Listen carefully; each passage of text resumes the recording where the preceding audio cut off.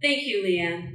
I do have to take a moment to thank the storytellers of San Diego, and especially Leanne, for inviting me to come and participate in these Thursday nights here at the Twisted Horn. I've really enjoyed it, and I actually feel quite honored to have been able to share the stage with you. So thank you very much. Thank you. Thursday,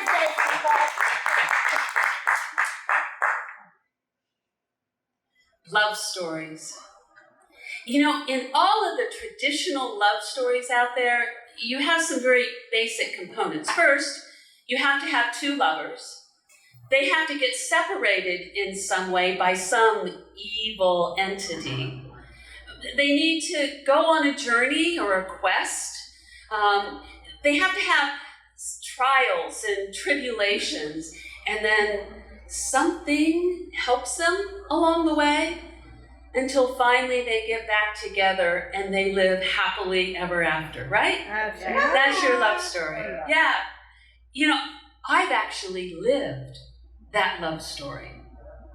You see, back in October of 2014, my husband, Jonathan, who's here with me tonight, my one true love, he was working for an evil entity. Royal Dutch Phillips was the name of the company. And they had been going through a massive reorganization, and his job had become redundant. Now, he was really good at his job. They just didn't need him in Pittsburgh anymore, where we were living, but they didn't want to get rid of him. So they said, just go to the headquarters in Boston for some undetermined amount of time, and then we'll figure out what we're going to do with you. Well, as a professional storyteller at the time, I have to book my gigs 6 months to a year in advance, so I was stuck in Pittsburgh with, eventually nothing to do once the gigs run out, and so I decided that I'd go on a journey, a sabbatical, or my own quest. And so I was going to drive from Pittsburgh down to Florida, see my family, then drive back up, get to Massachusetts in time for Thanksgiving. So a fine October day, I went out and I got into my Ford Fusion. And, I don't know about you guys, but how many of you argue with your GPS?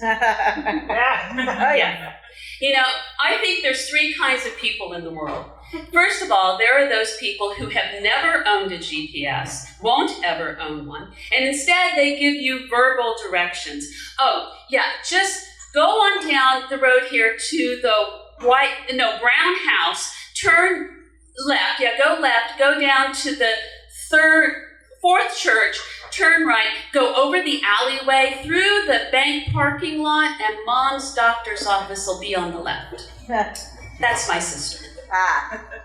Then there are people like my husband, who it used to be that he would just put an address into the GPS and then follow it blindly. It could take him down the highway, off the on-ramp, and right on the next on-ramp going in the same direction, and he'd follow it. And then there are people like me, and I would plan ahead. I would, go at Google Maps. I'd figure out what route I wanted to go. I'd take that little guy, I'd put him down there so I could see the building and the parking lot where I would be. I would figure out my route, even do a little cheat sheet, so on a Post-it note that I could put on the dash. And then I'd be ready to go. And I'd get in the car and I'd get to that first intersection and the GPS would say, turn left, and I would turn right. Yes. And that's when the GPS wars began. Well, on this fine day, it was a beautiful October day. It was crisp. The skies were blue. I left Pittsburgh going down Highway 19, got down into West Virginia. It was gorgeous. I had a couple arguments with the GPS because, a GPS can take you a million different ways. It can take you the fastest way, the shortest way, the whatever way, but it's not the way I want to go because, you see, I know a better way.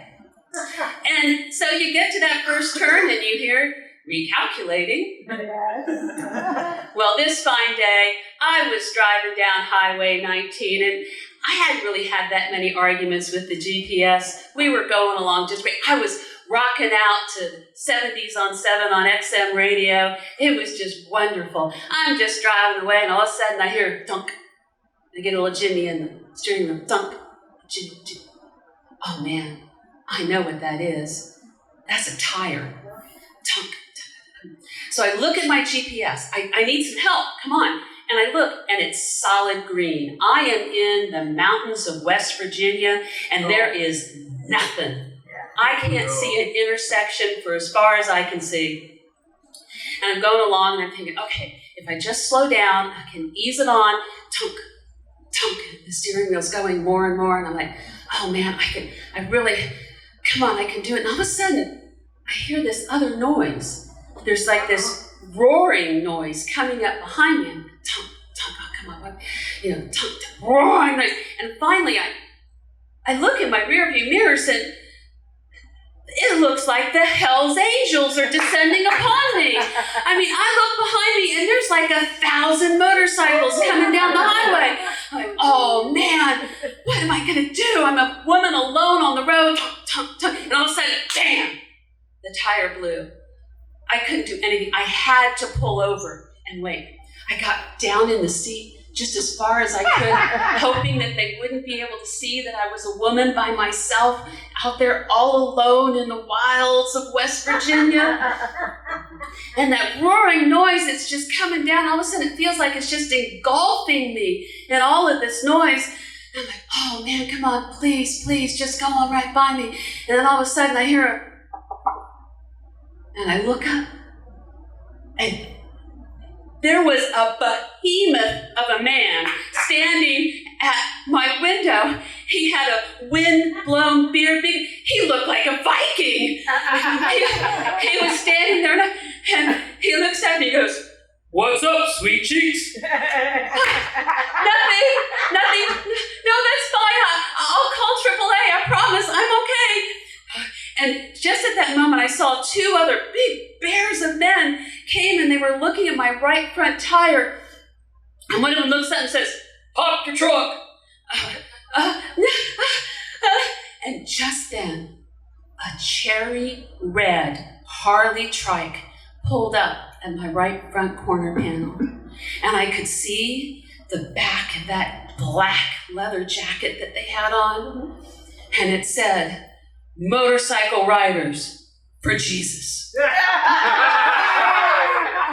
And it was a woman on the trike. She turned around, and I could see the name badge she had on her jacket. It said, "Pastor Betsy." She goes, "Oh, honey, it's all right. You let these boys go ahead and help you." Okay. So I popped my trunk, and I got out of the car, and I swear it was like 10 minutes. Those guys, they just lifted up the front of the car. Another guy took the tire off, put the other one back on, put my the broken one back in the trunk, and I swear, 10, 15 minutes, all those motorcycles are roaring on down the highway going, "God bless you, sister. Take care. God bless you." Oh, man. I'll tell you what, after that, I was willing to just kind of ease on down to Florida. And I got down there, and I did see all of my family. And, well, we won't talk about the trials and tribulations I had to go through down there. Let's just say my family puts the fun in dysfunctional. Well, we got through all of that. And I turned and started heading north again. This had been several weeks on the road by now. And I wanted to go up, and I got into Virginia, and I wanted to go across the bottom of the Chesapeake Bay to go up to see my niece, who was in Ocean City, Maryland. And, I wasn't sleeping so well in the hotels anymore. I got up really early that morning, and the sun was up, but I went and I was driving on Highway 13, and if you've ever driven on that highway where it goes across the bottom of the Chesapeake Bay, it's a 23-mile crossing to go across there. And I got up there, and I'm driving along. Again, it's another beautiful day, the blue skies, the sun is shining, it's just come up. I'm the only one on the road. It's quiet. I'm just cruising along, and all of a sudden, my GPS says, Turn around when possible. Turn around? I'm on a bridge. I can't turn around. I'm going along. God, something screwy with that thing. Go along. Turn around when possible. I can't turn around. I'm on a frickin' bridge. And I all of a sudden, I look up and the bridge disappears. It's like this little island and then there's nothing. I'm like, what the heck? And turn around when possible. I swear my GPS is getting snippy with me. I'm driving along. All of a sudden, I see a sign go by that says, tunnel ahead. Okay, there's a tunnel in the middle of the bridge. All right, let's go. Turn around when possible. She's starting to yell at me. I'm going, well, I finally come up to this tunnel and with great trepidation, I went down into the tunnel and came out the other side and I was just fine. There wasn't anything wrong. Turn around when possible. I can't. And I go along and the bridge kind of curves around. I mean, it's 23 miles long. And I look up and there's another island and another tunnel. And I'm like, okay, it's just another tunnel. There's turn around when possible. I can't. I looked up and standing in front of that tunnel, there was a flagman. He's up there and he's waving his flag back and forth above his head. And I'm the only one on this bridge. And I come up and I come to a stop.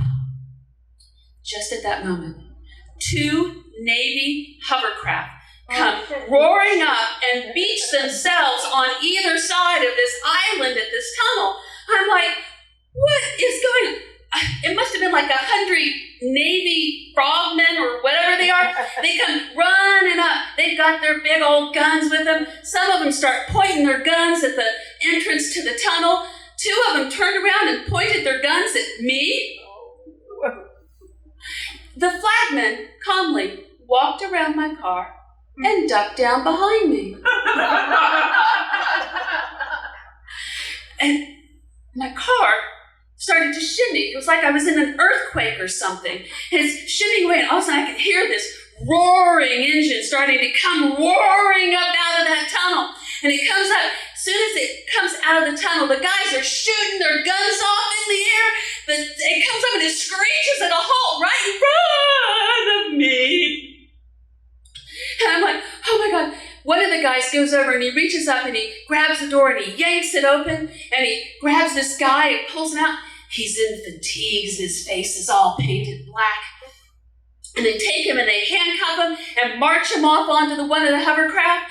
All the other guys go, except for one that gets up into the cab of the semi-truck that's there and starts to calmly drive past me. And you know, it's one of those flatbed semi-trucks. It's got something wrapped in black plastic on the back of it that you have no idea what it was. I don't know what that guy was trying to steal, but they caught him. They all go away. The truck goes by, and the flagman stands up and calmly walks back and motions me forward.